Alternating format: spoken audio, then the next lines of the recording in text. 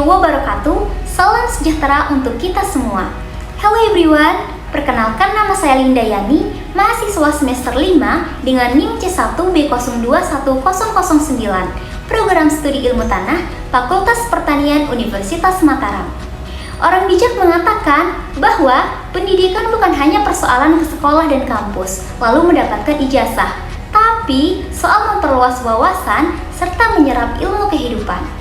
Nah, dan pada video kali ini saya akan membahas dan menjelaskan tentang hasil praktikum lapangan yang dilakukan beberapa hari yang lalu, tepatnya pada hari Sabtu, tanggal 25 November 2023, dari mata kuliah Geomorfologi. Geomorfologi adalah ilmu yang mempelajari tentang bentuk alam dan proses pembentukannya, serta sejarah dan asal-usul bentuk lahan. Geomorfologi membahas tentang penemuan dan pengenalan aspek-aspek pembentuk bentang lahan dari bentang alam konstruksional maupun bentang alam destruktif. Geomorfologi terdiri dari 3 kelompok ilmu, yaitu geomorfologi sejarah, geomorfologi fungsional, dan geomorfologi terapan. Geomorfologi terapan membahas penerapan ilmu geomorfologi melalui analisis bentuk lahan seperti pemetaan, pengukuran, dan penyelesaian masalah lingkungan fisik. Geomorfologi sangat erat kaitannya dengan bidang ilmu seperti fisiografi, meteorologi, klimatologi, hidrologi, geologi, dan geografi. Beberapa contoh bentuk lahan yang dipelajari dalam geomorfologi adalah bentuk lahan kars, bentuk lahan erosional, dan bentuk lahan pasang surut. Lokasi pertama yang dikunjungi pada praktikum lapangan ini yaitu Bahari Lembar Banyu Urip, Kecamatan Gerung, Kabupaten Lombok Barat.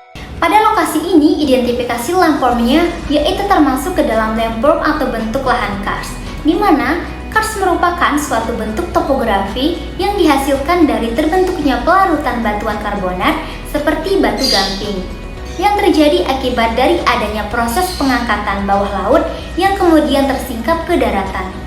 Pada bentukan lahan ini terkandung banyak kalsium karbonat karena berasal dari cangkang-cangkang kerang di laut atau bekas-bekas dari kulit kerang-kerang di laut, serta kars merupakan salah satu bentukan lahan yang terjadi akibat proses kimiawi atau solusional.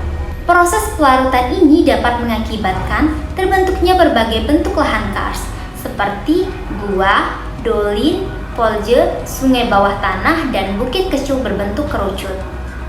Karstifikasi tidak hanya terjadi pada batuan karbonat, tetapi juga dapat terjadi pada batuan lain yang mudah larut dan memiliki porositas sekunder. Bentuk lahan kars mempunyai pengaruh terhadap sifat morfologi, fisika, dan kimia tanah, serta dapat bervariasi berdasarkan jenis subbentuk lahannya. Kawasan kars memiliki peran penting dalam ekosistem seperti menyediakan air bersih, material alam berbasis kapur, dan pengendali perubahan iklim. Di kawasan kars sering dijumpai pada gua dan sungai bawah tanah yang menjadi sumber air tanah yang penting bagi ekosistem dan kehidupan manusia. Dan landform atau bentukan lahan ini memiliki ciri-ciri yaitu dapat dilihat berdasarkan vegetasinya yang rendah dan kurang karena kedalaman tanahnya yang rendah, sehingga dikatakan juga termasuk dari bentukan lahan yang tidak berkembang. Perkembangan dari bentukan lahan ini masih sangat muda, bersifat sklastis dan sklasmis menjadi air limpasan dan hanya bisa meresap ketika batuannya ada rongga atau rekahan untuk melarut. Diperbesar lagi karena adanya rekahan dan adanya bentukan runcing-runcing di gua karena batuannya melarut. Tanahnya berwarna kuning karena telah teroksidasi dari banyak kandungan Fe dan Al. Adapun faktor-faktor yang mempengaruhi terjadinya landform atau bentukan lahan ini yaitu faktor fisika akibat intensitas matahari yang tinggi, curah hujan rendah, dan dapat dilihat akibat dari proses geologi lainnya.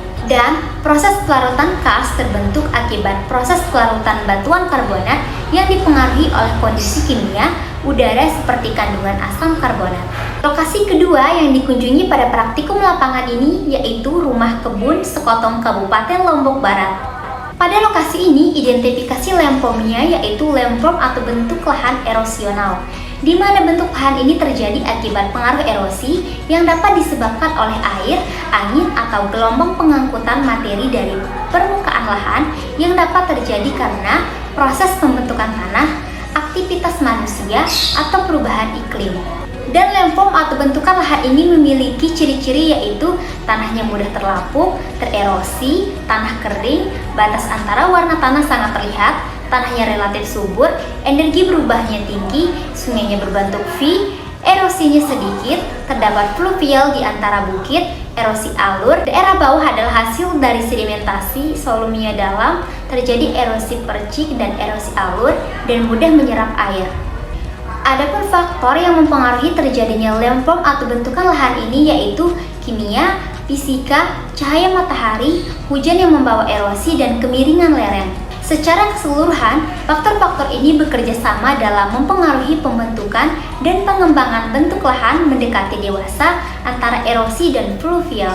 Lokasi ketiga yang dikunjungi pada praktikum lapangan ini yaitu Mangrove, Sekotong, Kabupaten Lombok Barat.